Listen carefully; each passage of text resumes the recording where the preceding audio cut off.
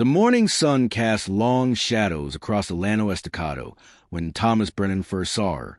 She sat straight-backed on a paint horse, her dark hair braided with strips of red cloth that caught the wind like small flames. The negotiations had taken 3 days. 3 days of careful words and careful looks between his father and Chief Iron Bear, while Thomas watched from the porch of their adobe ranch house, his coffee growing cold in his callous hands. "She's called Ayanna," his father had said the night before, spitting tobacco juice into the dust. "Means eternal blossom or some such." The old man's weathered face betrayed nothing, but Thomas caught the slight tremor in his voice. This marriage would end the cattle raids, the burned fences, the blood that had soaked into Texas soil for 2 generations. Now, watching her dismount with fluid grace, Thomas felt something stir in his chest that had nothing to do with politics or peace treaties. The wind carried the scent of sage and mesquite, and somewhere in the distance, a meadow lark called. Ayanna's eyes met his across the yard, dark as river stones, unreadable as winter sky. She didn't smile. Neither did he. The ceremony would be tomorrow. Tonight, Thomas lay awake listening to coyotes sing their ancient songs, wondering if he was trading his loneliness for something deeper, something that might cut him clean through. Outside his window, the stars wheeled overhead like scattered diamonds, and he thought he could hear the soft murmur of women's voices from the guest lodge where Ayanna waited. He pressed his palm against the cool adobe wall and felt the house breathe around him, solid and patient as the land itself. By dawn, everything would change. The sun rose blood-red over the caprock, painting the mesa walls in shades of rust and gold. Ayanna stood in the small room behind the chapel, her wedding dress a curious blend of cultures, white cotton in the Mexican style, but decorated with turquoise beads and silver conchos that caught the early light. Her grandmother's hands, brown and gentle as creek water, braided eagle feathers into her hair. "Granddaughter," the old woman whispered in Comanche, her voice like wind through autumn leaves. "Remember who you are. Remember where you come from. This man," she paused, choosing her words carefully, "his heart is not closed like his father's." Ayanna had watched Thomas Brennan for 3 days, watched how he gentled his horses with patient hands, how he spoke to the Mexican vaqueros in their own language, how his eyes followed the flight of hawks with something like longing. He was not what she had expected from the stories her people told around winter fires. He was quieter, sadder, perhaps. The land had marked him the way it marked all things that belonged to it, wearing him smooth in some places, carving him deep in others. The ceremony was brief. Father Miguel spoke in Spanish and broken English, his words floating on air thick with the scent of burning copal and prairie roses. Thomas's hand, when he took hers, was warm and slightly trembling. She felt the calluses from rope and reins, the small scar across his knuckles where a Mustang had caught him careless years ago. His eyes, when he looked at her, held questions he didn't know how to ask. Afterward, there was food and careful conversation. The 2 families circled each other like cautious animals, but the tensions that had drawn blood just months before seemed to have settled into something resembling peace. As the sun climbed higher, Ayanna found herself standing beside Thomas on the porch, watching the heat shimmer rise from the distant mesas. Neither spoke. The silence stretched between them, fragile and full of possibility. The house settled around them like a held breath. Thomas showed Ayanna through the rooms his mother had left behind. The kitchen with its wood-burning stove and shelves lined with blue-glazed pottery. The parlor where dust motes danced in afternoon light. The bedroom where she would sleep beside a man she barely knew. She touched things lightly, as if testing their weight, their permanence. "The spring's just past that ridge," Thomas said, pointing through the window toward a line of cottonwoods. "Water's sweet. Runs year-round, even in drought years." He was talking too much, he knew, but the silence made him nervous, made him aware of how her bare feet whispered across the plank floors, how she paused to examine the carved wooden cross his grandfather had brought from Spain. Ayanna turned from the window. "You know my language?" "Some words." "My mother—" He stopped, swallowed. "She traded with your people sometimes. Before the troubles." "What troubles?" Her voice was soft, but he heard the steel beneath it. Thomas looked at his hands. 10 years ago, Comanche raiders had taken his younger brother Danny while he was hunting rabbits in the creek bottom. They'd found the boy 3 days later, unmarked but changed, speaking of horses that ran like wind and men who could read the future in eagle bones.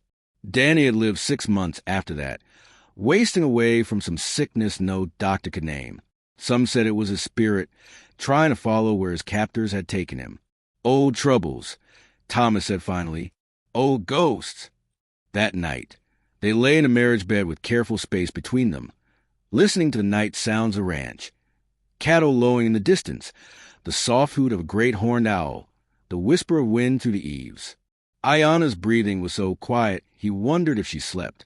When he finally drowsed, he dreamed of horses running free across endless grassland and woke with a taste of sage on his tongue. August brought heat that shimmered like water above the caprock and turned the sky white as old bone. Ayana moved through the house like a summer breeze, rearranging Thomas's careful bachelor order without seeming to touch anything.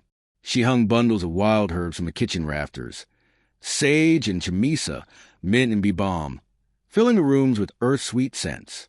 The kitchen garden she planted with corn and beans in the old way, 3 sisters growing together in sacred harmony. Thomas watched her from the porch, mending harness in the evening light. She worked with her hands constantly, weaving grass into baskets, making soap from ashes and tallow, turning hide into soft leather with patient scraping. Her movements held a rhythm older than the ranch, older than the fences that carved the land into own pieces. "Show me," she said one morning, nodding toward the horse corral where a young mustang paced like caged lightning. Thomas hesitated. He's not ready. Still wild. All horses are wild underneath, Ayana said. The ones that forget die in their spirits first. She approached the corral with empty hands, humming something low and wordless that seemed to rise from the earth itself. The mustang stopped pacing, ears pricked forward. Thomas held his breath as she climbed the fence and dropped into the enclosure. The horse watched her, muscles tense as wound springs, but he didn't bolt. Ayana stood perfectly still, letting him decide. It took an hour of careful breathing, of patient waiting, before the mustang stretched his neck and touched her palm with velvet lips. When she finally looked at Thomas, her smile was like sunrise after a long night. "He's lonely," she said simply. "Like you were." Thomas felt something shift inside his chest, like a door open in a house that had been shuttered too long. The afternoon light slanted golden across the prairie, and for the first time since his brother's death, he thought he might learn to live with hope. September arrived with thunderheads building like dark towers against the western sky.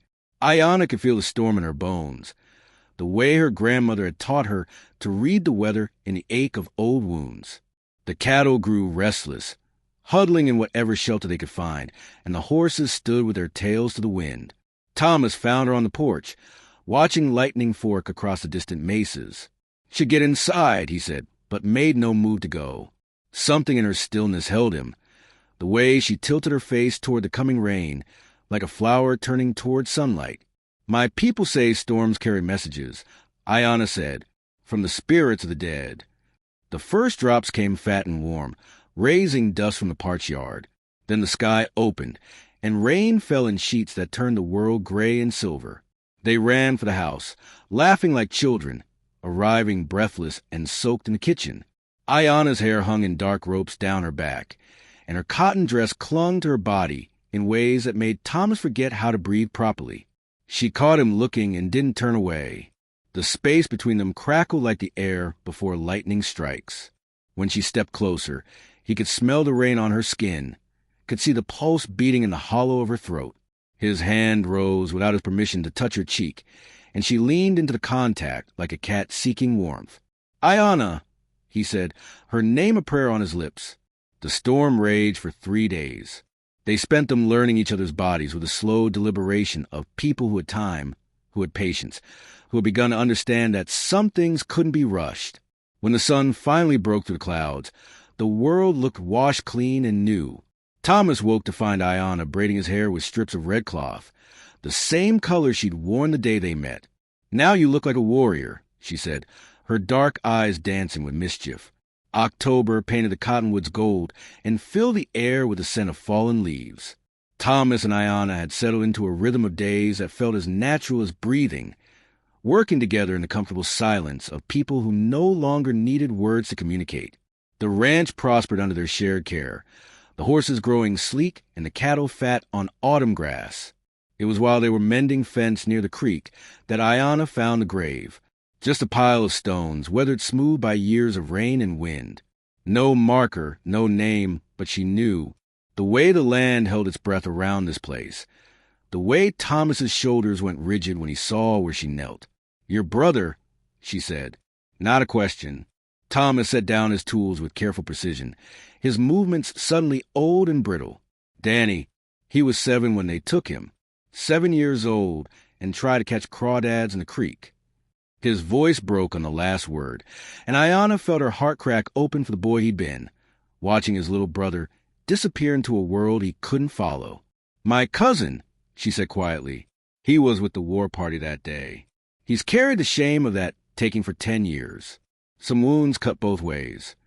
The sun slanted low through the cottonwoods, casting everything in golden light. Thomas knelt beside her, his hands shaking as he touched the smooth stones. For the first time since Danny's death, he let himself weep great, tearing sobs that seemed to rise from some deep place in the earth itself. Ayanna held him while he broke apart, her strong hand stroking his hair, her voice murmuring words in Comanche that sounded like healing, like homecoming. When the storm passed, they sat together in the fading light, watching the creek run clear and cold toward the distant horizon. "The dead don't want our guilt," Ayanna said. "They want our love, our remembering." That night, Thomas dreamed of Danny running free across endless grassland, and woke with peace in his heart for the first time in a decade. Winter came early that year, with blue northers that drove the cattle to shelter and turned the water troughs to glass. The ranch felt smaller in the cold months. The world contracted to the warm circle of firelight and the sound of wind howling around the eaves. Thomas and Ayanna spent the long evenings together. She worked in her loom while he read aloud from books his mother had loved, poetry and stories that filled the small rooms with other worlds, other possibilities. It was during one of these quiet nights that the riders came. Thomas heard them first, the drum of hoofbeats on frozen ground cutting through the wind song. He reached for the rifle by the door, but Ayanna's hand on his arm stopped him. "Wait," she said. "Listen." The riders called out in Comanche, voices harsh with cold, and something else. Fear, maybe, or desperate hope. Ayanna went to the door, Thomas beside her, and they watched 3 warriors emerge from the swirling snow. Young men, barely more than boys, their horses lathered despite the cold. The leader spoke rapidly in Comanche, while the others kept nervous watch on the darkness beyond the firelight. Ayanna's face grew grave as she listened, and Thomas felt the old fear rise in his throat. The fear that this peace they built was too fragile to last, too good to be real. "Soldiers," Ayanna said when the warrior finished. 3 days south. They're driving the last of the free bands toward the reservation. These boys." She looked at them with something like maternal tenderness. "They're the last of Iron Bear's grandchildren. They came to say goodbye." Thomas felt the weight of the moment, the way history balanced on the edge of a knife. These boys could disappear into the storm, could become part of the endless cycle of pursuit and vengeance that had already claimed too much blood.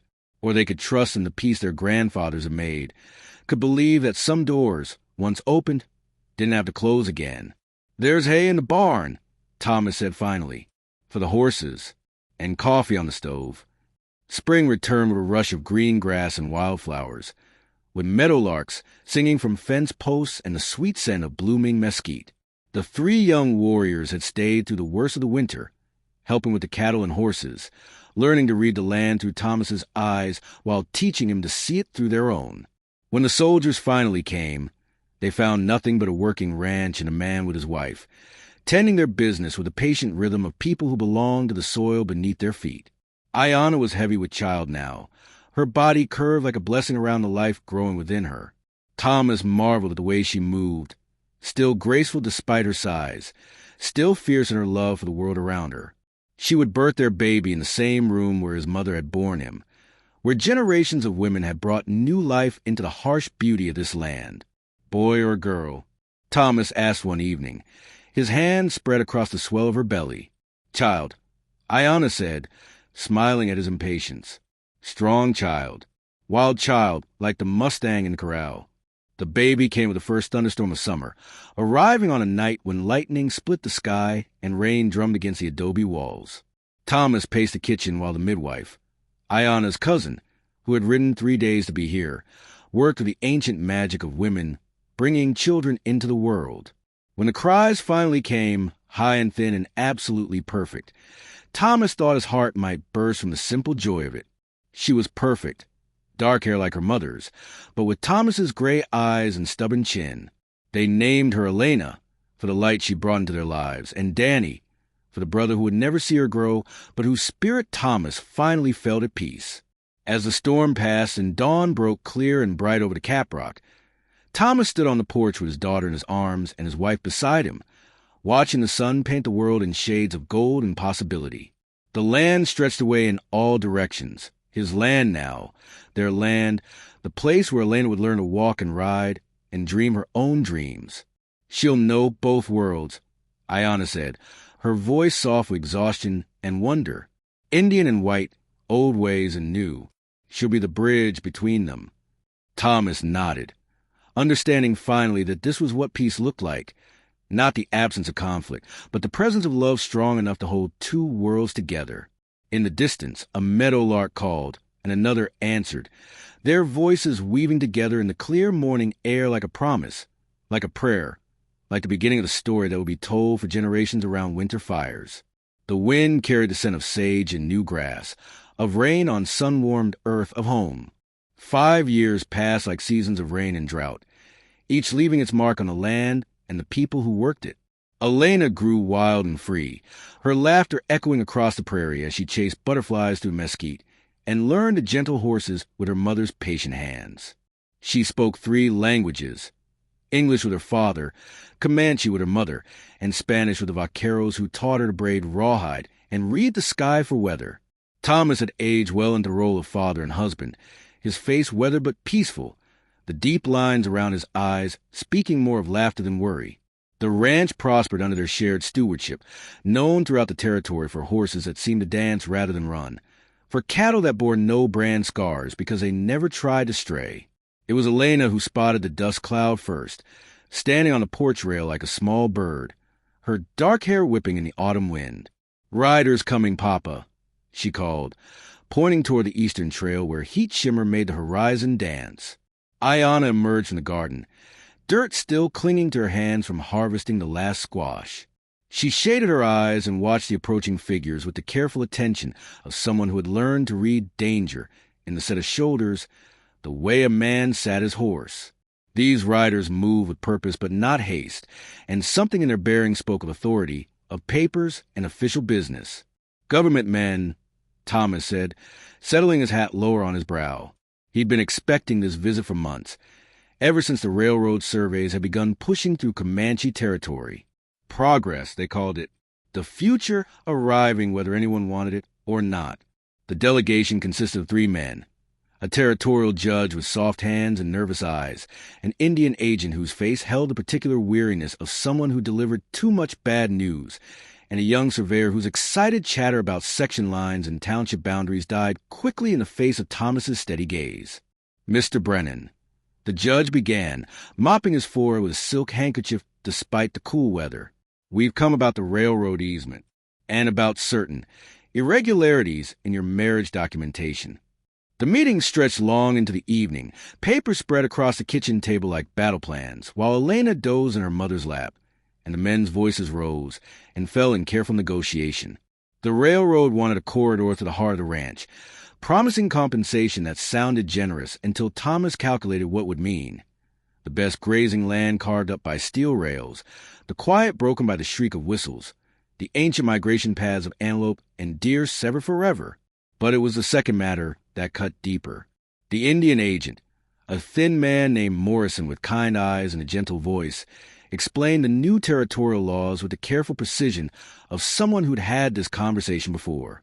Mixed marriages required specific documentation, specific ceremonies. The Comanche ceremony that had bound Thomas and Ayana meant nothing to territorial courts. "It's not Personal, Morrison said, his fingers drumming nervously on the table. It's just the law's the law. Without proper documentation, the marriage isn't recognized, which means the property rights are unclear, the judge finished. And Mrs., the woman, would have no legal standing to inherit or hold land. Ayanna had said nothing through the entire discussion, but Thomas felt her anger like heat from a forge. When she finally spoke, her voice was soft as silk and sharp as obsidian. You would make my daughter illegitimate with your papers? Make our love a lie because your law books say so. The surveyor, young enough to still believe in fairness, cleared his throat. There's a simple solution. A proper ceremony, legally recognized. Father Miguel could perform it again, with the right documentation this time. Then everything would be regular. Thomas looked at his wife, at the woman who had taught him that courage wasn't the absence of fear, but the decision to stand and face whatever came. She met his gaze steadily, and in her dark eyes he saw the same question that burned in his own heart. How much were they willing to bend to make others comfortable? How much of themselves would they surrender for the illusion of security? The railroad, Thomas said finally. What if we say no? The judge's smile held no warmth. Eminent domain, Mr. Brennan. The railroad serves the public good. They'll take what they need either way. But cooperation would be financially advantageous. Outside, a coyote called at a rising moon, its voice wild and free and utterly uncompromised. Thomas thought of his daughter, of the world she would inherit. A world where her mixed blood might make her suspect to both sides, where her parents' love story might not fit the neat categories that men in offices demanded.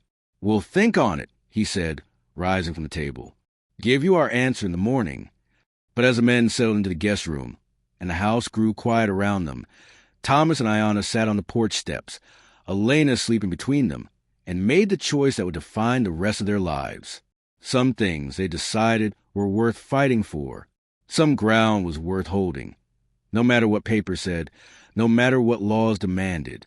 The wind carried the scent of sage and distant rain, and in its voice they heard the whispered promises of all the generations who had loved this land before them, who had chosen to stay and fight and endure.